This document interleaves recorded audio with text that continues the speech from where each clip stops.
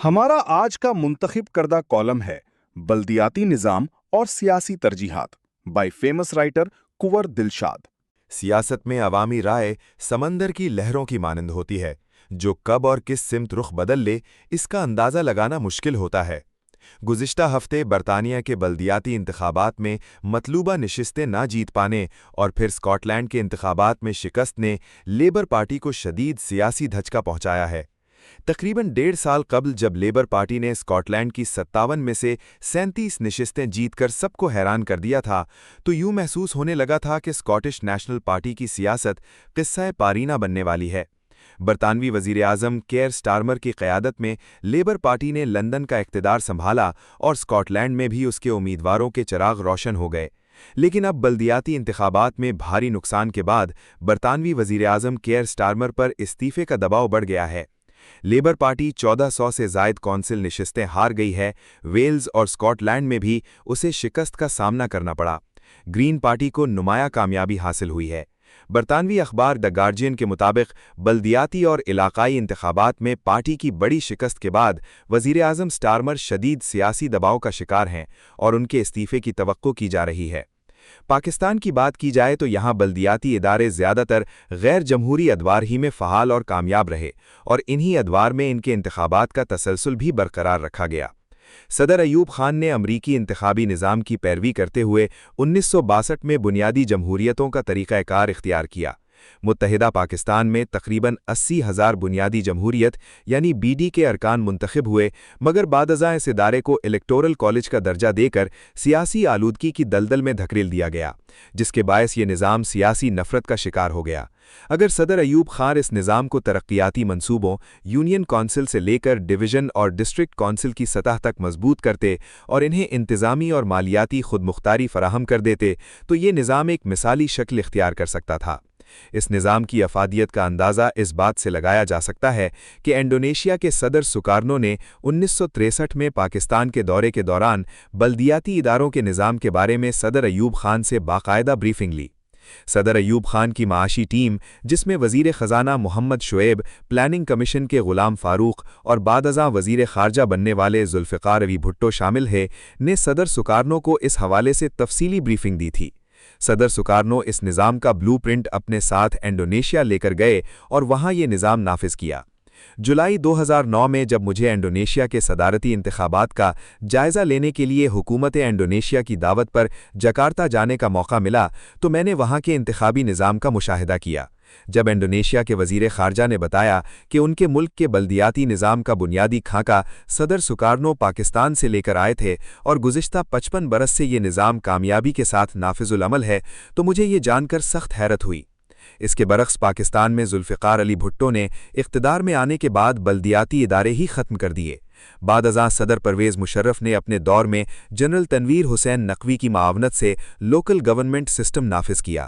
Election commission of Pakistan کے secretary کی حیثیت سے میں نے 2001 اور 2006 میں بلدیاتی انتخابات کرائے، جن میں ملک بھر سے 1.5 لاکھ سے زائد ارکان منتخب ہوئے۔ اس دور میں بیوروکریسی کے کئی اختیارات ناظمین کو منتقل کر دیے گئے تھے۔ تاہم جب الیکشن کمیشن آف پاکستان نے دسمبر 2008 میں مارچ 2009 کے بلدیاتی انتخابات کا شیڈیول جاری کیا تو اس وقت کی حکومت کے دباؤ پر یہ شیڈیول واپس لینا پڑا۔ بعد ازاں آئین میں ترمیم کر کے بلدیاتی انتخابات صوبائی حکومتوں کے رحم و کرم پر چھوڑ دیے گئے اور آئین کے آرٹیکل 140A کے تحت لوکل گورنمنٹ انتخابات کے اختیارات صوبوں کو منتقل کر دیے گئے۔ آج وفاق اور پنجاب میں بلدیاتی انتخابات التوا کا شکار ہیں۔ الیکشن کمیشن آف پاکستان نے وفاقی حکومت اور حکومت پنجاب سے انتخابی قوانین کے حوالے سے کئی مرتبہ رجوع کیا، لیکن وفاق اور پنجاب کی عدم دلچسپی کے باعث چیف الیکشن کمشنر سکندر سلطان راجہ کو یہ کہنا پڑا کہ حکومت بلدیاتی انتخابات کرانے میں سنجیدہ نہیں۔ پنجاب حکومت نے لوکل گورنمنٹ ایکٹ 2025 نافذ کرنے کی بھی کوشش کی، مگر متنازع شقوں کے باعث اسے اعلیٰ عدالتوں میں چیلنج کر دیا گیا۔ اب اطلاعات ہیں کہ 7 کلب روڈ لاہور میں بلدیاتی قوانین میں ترامیم کے لیے اجلاس ہو رہے ہیں۔ پنجاب حکومت میں لوکل گورنمنٹ انتخابات کرانے کے لیے ماہرین موجود ہیں، مگر نیت اور سیاسی ارادے کے فقدان کے باعث جمہوری انداز میں قانون سازی نہیں ہو رہی۔ دوسری جانب یہ خبریں گردش کر رہی ہیں کہ صدر زرداری خرابی صحت کے باعث مستعفی ہو سکتے ہیں۔ اور شنید ہے کہ بلاول بھٹو زرداری کو وہ اپنے جانشین کے طور پر آگے لانا چاہتے ہیں، جو موجودہ حالات میں ممکن نظر نہیں آتا۔ ایران امریکہ کشمکش، خلیجی ریاستوں کے غیر یقینی مستقبل، افغانستان کے ذریعے پاکستان میں بھارتی مداخلت اور امریکی صدر ڈونلڈ ٹرمپ کی اپنی حکومتی ساکھ بچانے کی حکمت عملی کے حالات میں فیلڈ مارشل سید عاصم منیر بین الاقوامی سطح پر پاکستان کی شناخت بن کر ابھرے ہیں۔ صدر ٹرمپ کے علاوہ ایران، ترکی، مصر اور دیگر مسلم ممالک کی قیادت بھی ان کی جانب دیکھ رہی ہے، جبکہ روس اور چین بھی ان کی دور اندیشی اور ویژن سے متاثر دکھائی دیتے ہیں۔ ایسی صورتحال میں صدر پاکستان کے اختیارات تقسیم کرنے کی تجاویز زیر بحث آ سکتی ہیں۔ اس ضمن میں آئینی ترمیم سے قبل وفاقی آئینی عدالت سے رائے لینے میں کوئی قباحت نہیں ہونی چاہیے۔ 8 جون سے قبل 28ویں آئینی ترمیم کے ذریعے NFC ایوارڈ کی اثر نو تشکیل پر بھی غور ہو رہا ہے۔ بے نظیر انکم سپورٹ پروگرام کو صوبوں کے حوالے کرنے اور صحت اور تعلیم جیسے اہم شعبے دوبارہ وفاق کے سپرد کرنے کی تجاویز زیر غور ہیں۔ عالمی مالیاتی اداروں نے وفاقی حکومت سے مطالبہ کیا ہے کہ صحت اور تعلیم کے لیے مخصوص اربوں روپے کے فنڈز صوبائی گورننس پر سوالیہ نشان ہیں۔ بین الاقوامی فنڈنگ ایجنسیاں صوبائی کارکردگی سے مطمئن نہیں اور فنڈز کے استعمال میں کرپشن کی شکایات سامنے آ رہی ہیں۔ پنجاب میں سرکاری محکموں کے متبادل درجنوں کمپنیاں قائم کر دی گئی ہیں اور حکومت کے پسندیدہ بیوروکریٹس کو اعلیٰ عہدے دیے جا رہے ہیں جن کے ماہانہ تنخواہ ملینز میں ہیں۔ پاکستان میں بیرونی سرمایہ کاری نہ ہونے کی ایک وجہ یہ بھی بتائی جا رہی ہے کہ حکومتی کمیٹیوں کے اخراجات اور مراعات کا بوجھ بھی سرمایہ کاروں پر ڈالا جاتا ہے۔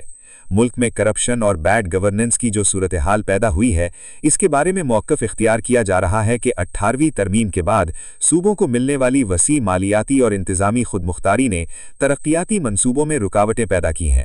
28ویں آئینی ترمیم کے ذریعے گڈ گورننس کے حوالے سے مزید تبدیلیوں پر غور کیا جا رہا ہے۔ نیب کو مزید بااختیار بنانے اور لوکل گورنمنٹ اداروں کو وفاق کے ماتحت کرنے اور آئین کے آرٹیکل 140A میں ترمیم کی تجاویز بھی زیر غور ہیں۔ اس وقت سیاسی نظام اپنی افادیت کھو چکا۔ صوبائی حکومتوں کو احتساب کے دائرے میں لا کر اثر نو تشکیل دیا جانا چاہیے تاکہ عوام کا اعتماد بحال ہو۔